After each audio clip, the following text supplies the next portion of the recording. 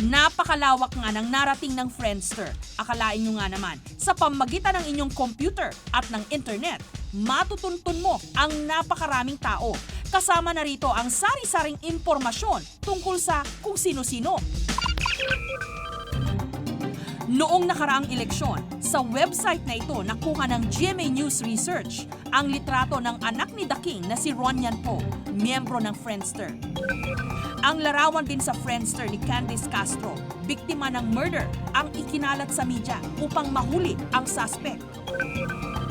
Ang anak ni Senator Miriam Defensor Santiago, nagpahiwatig daw ito sa Friendster ng kanyang pamamaalam.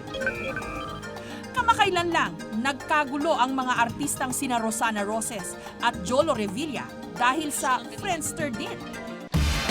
Iba't iba nga ang mapupulot na kwento sa Friendster. Lahat na yata ng klase ng eksena. Narito. Gusto mong makipagkaibigan? Hindi na uso ang pen pal o phone pal. Ang uso ngayon, Friendster. Connect na at baka makita mo pa ang matagal mo nang hinahanap. Si First Lieutenant Arnold Aldo, mabigat ang kanyang responsibilidad. Katunayan, isa siya sa mga pilotong paruot pa rito noong trahedya sa Real Quezon. Pero ang matikas na ginoong ito, may weakness o kahinaan, ang Friendster. Ito raw ang kanyang pampalipas oras kapag wala silang misyon. Dito niya ibinabaling ang kanyang lungkot dahil kadalasan malayo siya sa kanyang pamilya. Usually we are deployed sa mga areas na very remote. So during night time we don't do anything. I have my laptop with me. Yeah, and also I have friends abroad. I can communicate with them. I can download their pictures sa Friendster too.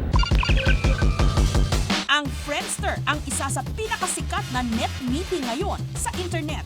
Binuo ito ng mga computer whiz mula pa sa Amerika. 2002 nung nauso ito sa Pilipinas.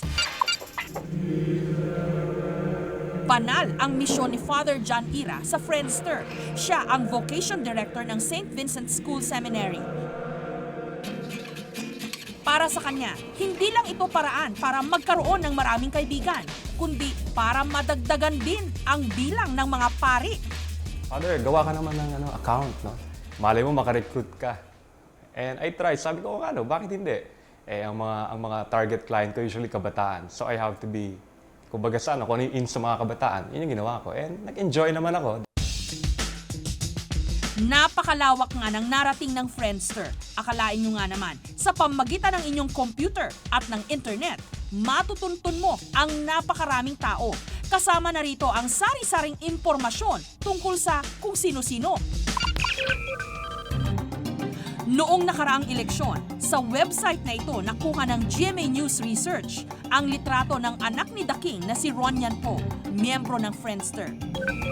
Ang larawan din sa Friendster ni Candice Castro, biktima ng murder, ang ikinalat sa media upang mahuli ang suspect.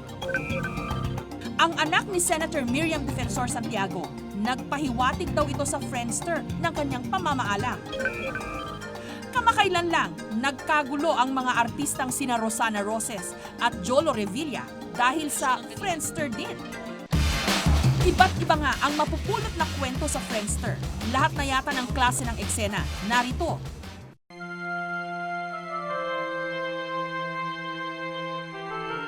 Marriage Made in Heaven. Ito raw ang kahulugan ng pag-iisang dibdib ni Danny at Joy. Si Joy, taga Legazpi City sa Bicol. Si Danny, taga Maynila. Ang Friendster daw ang nagsilbing kupido nung pagtagpuin sila sa website.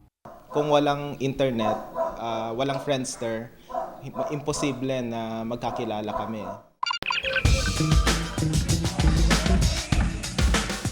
Ang happy ending nga raw ang isa sa mga dahilan kung bakit nagpupunta sa mga ganitong party ang mga Friendster members. Dito sa isang Friendster eyeball sa Malate, nagkakasiyahan ang mga bisita. Umaasang makakakilala sila ng mga bagong kaibigan o kaibigan pa. Nakikita ko kasi sa sa website ko doon yung nakalagay. Kaya ma-attend ako. To have some fun. Ayon kay Gerald Abergos, sociologist, hindi nakapagtataka ang popularidad ng Friendster. Isa raw kasi itong makabagong tulay na maaring mag-ugnay sa mga taong magkakalayo. Likas raw kasi sa ating mga Pilipino ang pahalagahan ang pagkakaibigan. We are a very hospitable people. Pakipagkaibigan sa atin, talagang napakalaking bagay para sa Pilipino. Hindi masama ang Friendster. At wala ring basihan na makapagsasabing ito'y nakaka-addict. Pero aminado siya na kung minsan may ilan na ginagamit ito sa mga walang kabuluhang bagay katulad ng prostitusyon, pornography at kung ano-ano pang kalaswaan. Let us not use the technology para makasira. You know, napakagandang tool ang Friendster for people to relate with each other. Dito sa eTelecare, isang call center, iba raw ang patakaran nila pagdating sa paggamit ng personal website katulad ng Friendster. Para maiwasang matukso ang mga empleyado, naka-block o hindi mabubuksan sa mga computer ang naturang website. Productivity is a big issue, it's a number one issue, but I think as important as that is security, data security. Ayon kay Rod Estrera, Corporate Communications Director ng eTelecare, hindi naman daw nila sinasakal ang kanilang mga tao. Katunayan, tuwing break time, naglalaan sila ng kwarto kung saan pwedeng mag-relax ang kanilang mga empleyado. At syempre, dito, hindi bawal ang mag-Friendster. We provide amenities, we provide facilities to help foster that kind of work-life balance for our employees. Pero wala raw makakapigil kay Joanne, 15 years old. Sa labis na pagkahilig niya sa Friendster, 5 ang kanyang Friendster account. Ibig sabihin, umabot na sa halos 2,000 ang kanyang mga kaibigan. Pati na rin ang kanyang mga kaaway. Oo, pati kaaway, nakukolekta na rin ni Joanne. Kasi may isang girl, inaway ko siya kasi ginagamit niya yung picture ng best friend ko. Maituturing na hulog ng langit ang pagkakaimbento ng Friendster. Sana lang, huwag itong maabuso at magamit sa kalaswaan. Huwag sanang madungisan ang mga kwento ng pag-ibig, ng kabanalan, ng kasiyahan at disiplina ng mga miyembro nito.